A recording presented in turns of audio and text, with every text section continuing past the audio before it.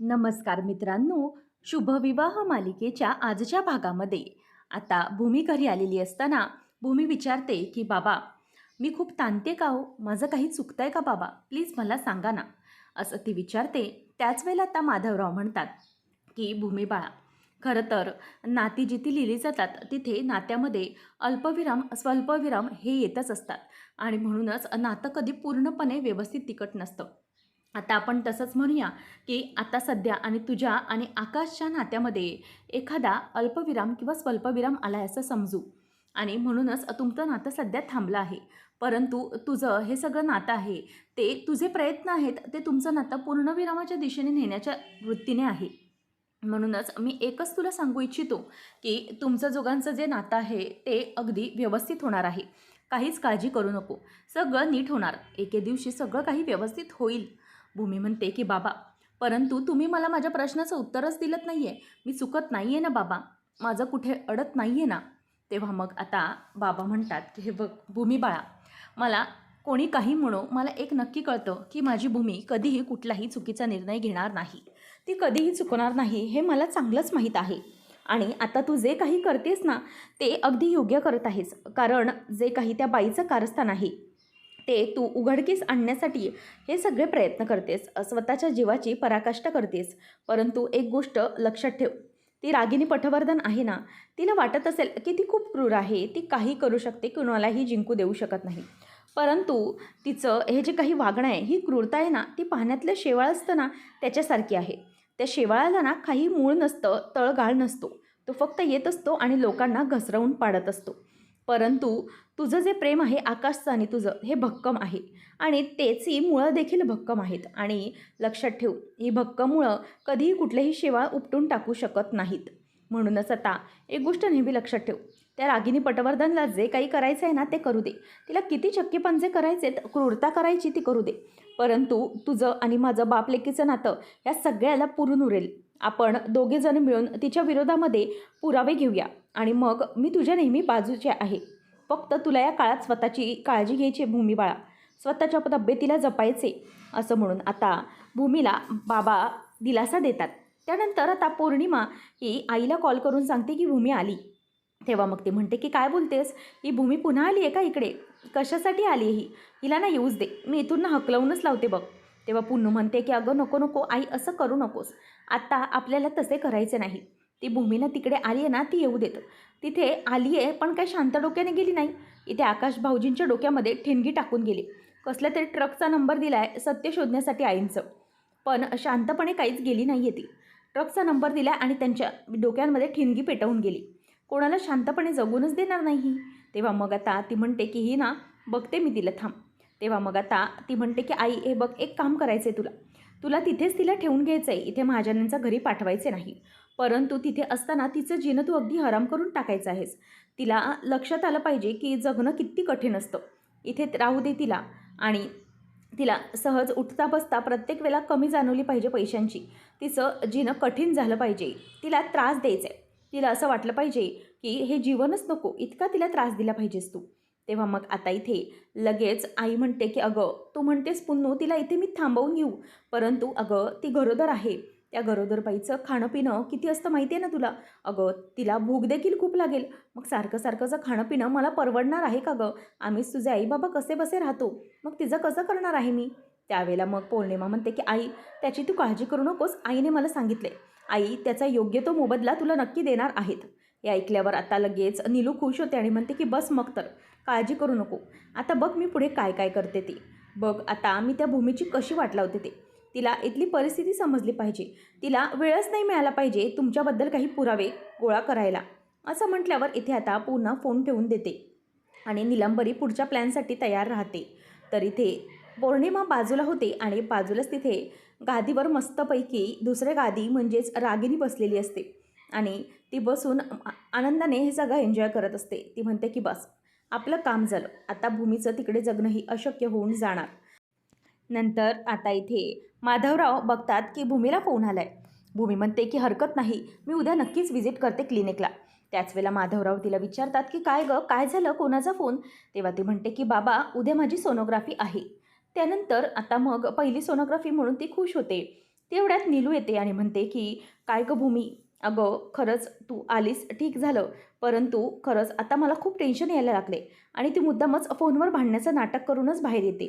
तेव्हा ती विचारते की आई अगं काय झालं, का भांडतेस तू? तेव्हा ती म्हणते की अगं काय बोलायचं, सगळेजण तोंड वर काढतायत. तो वाणीव तोंड काढतोय, पुन्हा इलेक्ट्रिशियन आणि बाकीचं सगळी बिलं सगळेजण आता पैसे मागतात, दूधवाला, पेपरवाला, सगळेच जण. अगं आता पैसे द्यायला नाही तर काय करायचे काय? आम्ही काय पैसे झाडाला लावतो का? अगं या सगळ्यामध्ये किती जण टेन्शन घेत आहेत तुला काय सांगू. तो औषधवाला होता त्याला तर सरळ सांगितलं बाई मी की अजिबातच नको देऊस औषधं, आमची औषधं काही बंद झाली म्हणून फरक पडणार नाही. मग आता भूमी म्हणते की आई अगं असं का बोलतेस तू, औषधं का नको? तेव्हा मग आता ती म्हणते की अगं काय करणार, बाकीचे सगळी बिल्स पण द्यायला लागतात ना, घरातलं सगळं बघायला लागतं. अगं तुझे आई बाबा आहेत, त्यांची तुटपुंज्या पगाराची नोकरी आहे लायब्ररियनची, त्याच्या पगारामध्ये काय बघणार आहे मला सांग. आणि मग बाकीच्या गोष्टी आम्ही कशा मॅनेज करू. त्यात तू पोटूशी बाई आमच्या घरात आलीस, आई वडील आहे आम्ही तुझे, मग तुझी काळजी आम्हाला घेतली पाहिजे की नको? अगं या सगळ्या गोष्टींमध्ये तुझी फळं किंवा खाणं पिणं, तुला पौष्टिक आहार दिला पाहिजे, बाळंती नाहीस तू, व्यवस्थित सगळं केलं पाहिजे. नाहीतर काय बाबा सगळेजण म्हणायला मोकळे की आईची आई ही काय सावित्र आहे म्हटल्यावर मी काय तिची काळजी घेतली नसणार. आणि काय लोकांना म्हणायला काय जातंय, काही खर्च काय होतो ते त्यांना काही कळतं का?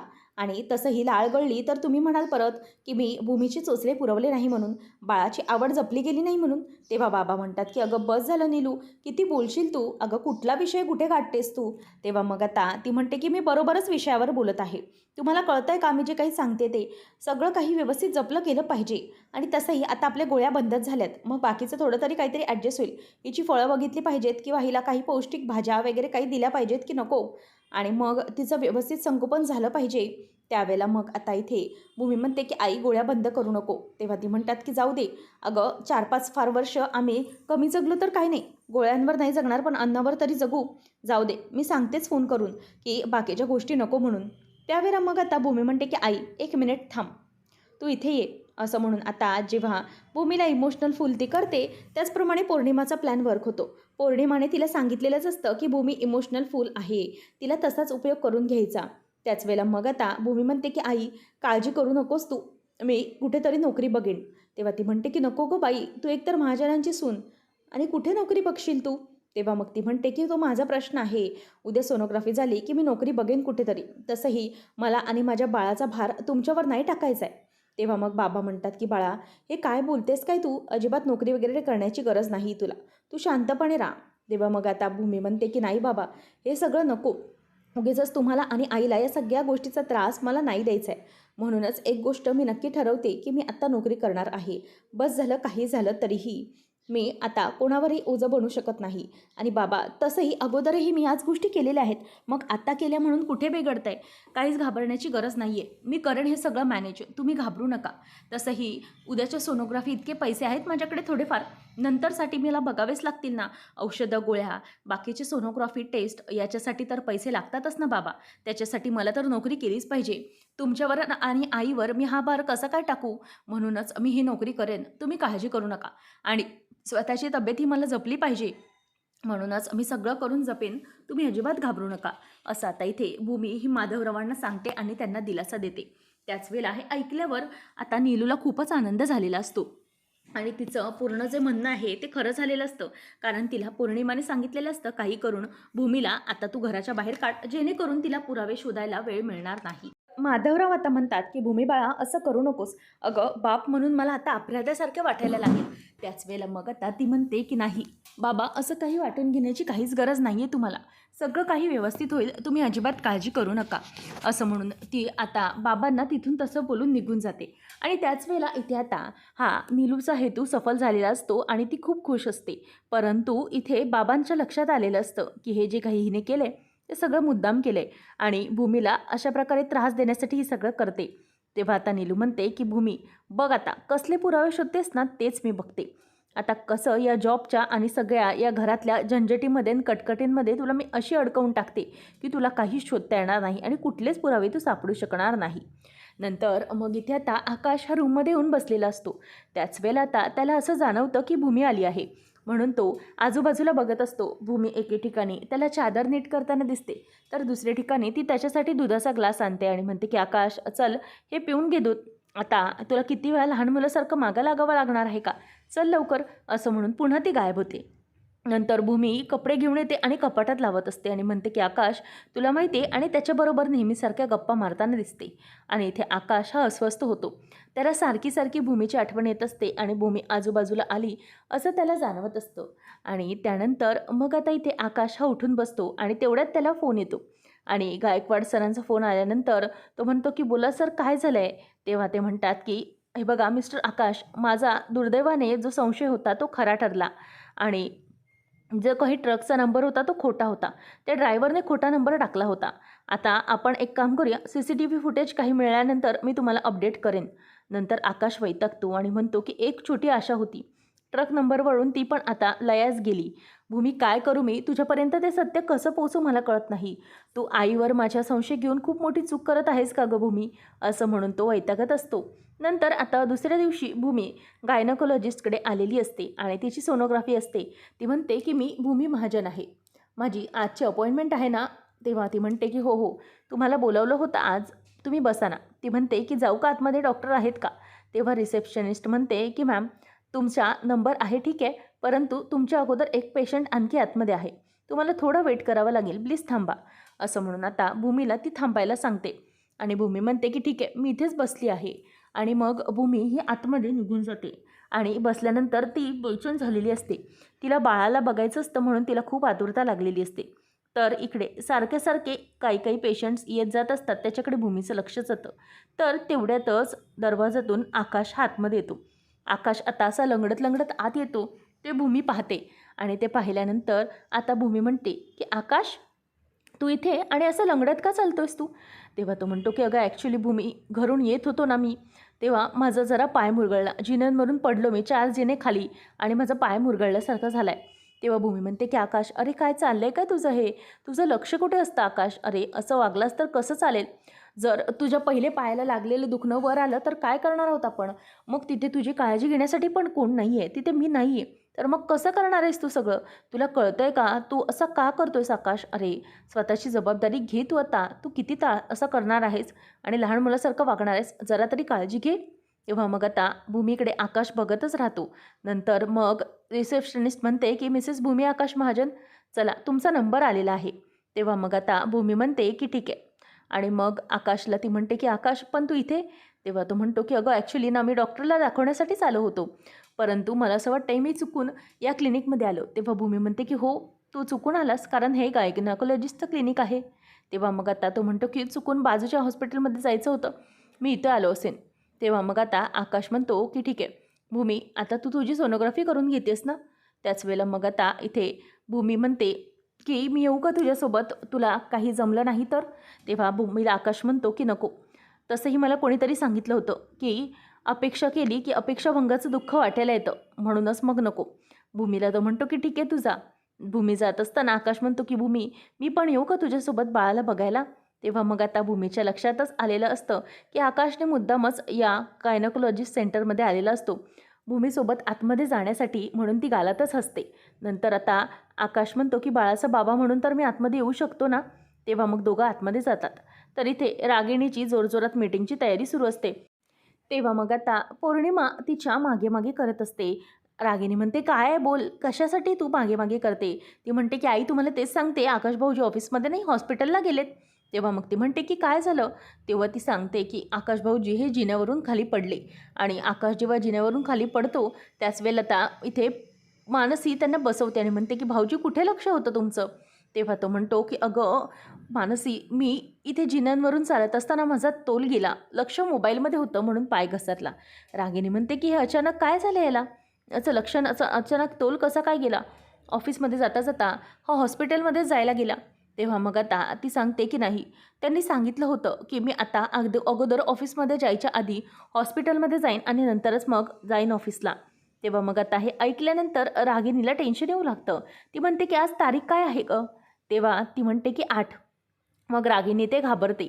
तर आता डॉक्टर ही त्यांना सोनोग्राफी रिपोर्ट दाखवत असते आणि सोनोग्राफीचं अल्ट्रासाऊंड बघत असताना आकाश भूमी एकमेकांचे हात हातात घेतात. तेव्हा मग आता डॉक्टर तिला म्हणते की हे बघा, हे तुमचं बाळ आहे, हे छोटंसं भ्रूण आहे, ते तुमचं बाळ. तेव्हा मग आता दोघेही ते बघून खूप खुश होतात. ती म्हणते ही साधारणतः जी पहिली सोनोग्राफी आहे ना, ती 8 ते 10 आठवड्यांमध्ये केली जाते. इथे बाळाचे हळूहळू विकास सुरू झालेला असतो आणि बाळाचं सगळं काही प्रवृत्ती असते, ती प्रवृत्ती आपल्यासमोर येत असते आणि म्हणूनच ती कशी काय असेल किंवा बाळाला ज्ञानाचा विकास संपुष्टात आणायचा किंवा कशासाठी ही सोनोग्राफी केली जाते. आणि बाळ हे खूप छोटंसं असतं. तेव्हा मग आता आकाश म्हणतो की हो ना भूमी, बघ ना हे बाळ केवढंसं छोटूसं आहे. तेव्हा मग आता डॉक्टर म्हणते की हो, आता हळूहळू या बाळाचा विकास होत जाणार आहे. आपली पुढची सोनोग्राफी असणार तेव्हा बाळाचं अगदी थोडेफार अवयव स्पष्टपणे तुम्हाला दिसू शकतात. आता या सगळ्यामध्ये भूमी आणि आकाश खूपच खुश होतात. भूमी म्हणते की आकाश बघितलंत का आपलं बाळ, असं म्हणून ते दोघंही एकमेकांना आपलं बाळ असं म्हणतात आणि खूपच खुश होतात. तरी ते आकाशने फायनली भूमीला बाळासाठी आलेला असतो आणि दोघंही बाळाला बघत असतात.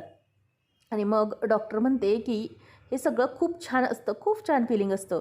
तेव्हा डॉक्टरला आकाश म्हणतो की येस बरोबर आहे.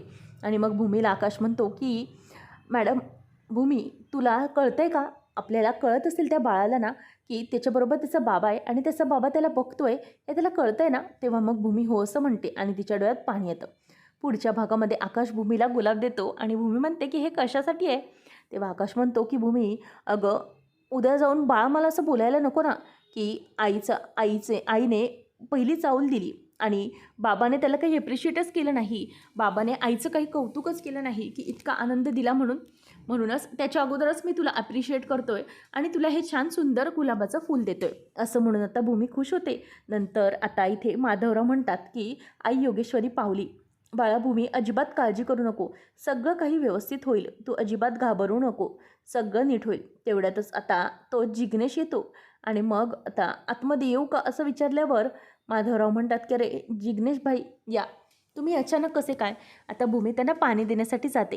तेवढ्यातच ते म्हणत असतात की माधवराव तुम्हाला भेटण्यासाठी यासाठी आलो की तुम्ही ते तुमच्या प्रशांतच्या शिक्षणासाठी 2 लाख रुपये लोन घेतलं होतं ना, कर्ज, ते आता तुम्हाला लवकरात लवकर ताबडतोब परत करावं लागणार आहे. हे ऐकल्यानंतर आता इथे भूमीला पण जबरदस्त मोठा धक्का बसतो. तर इथे डॉक्टर ही आकाशला सांगत असते, भूमी ही तिची कंडिशन थोडी वेगळी आहे. भूमीचं बाळ तर अगदी सुदृढ आणि व्यवस्थित आहे, परंतु भूमीचं जे काही स्वतःचं अंग आहे, भूमी स्वतः ही खूप वीक आहे, म्हणून तिची काळजी घ्यावी लागेल. असं म्हटल्यावर आता इथे आकाशला खूप मोठा धक्का बसतो. आता नेमकं भूमीच्या प्रकृतीबद्दल कसला उडगला हा आकाशसमोर होणार आणि भूमीची तब्येत जपण्यासाठी आकाश आता स्वतः काय करणार हे पाहणं रंजकतेचं ठरणार आहे. अशाच मालिकांचे अपडेट जाणून घेण्यासाठी आजच आपल्या चॅनलला सबस्क्राईब नक्की करा.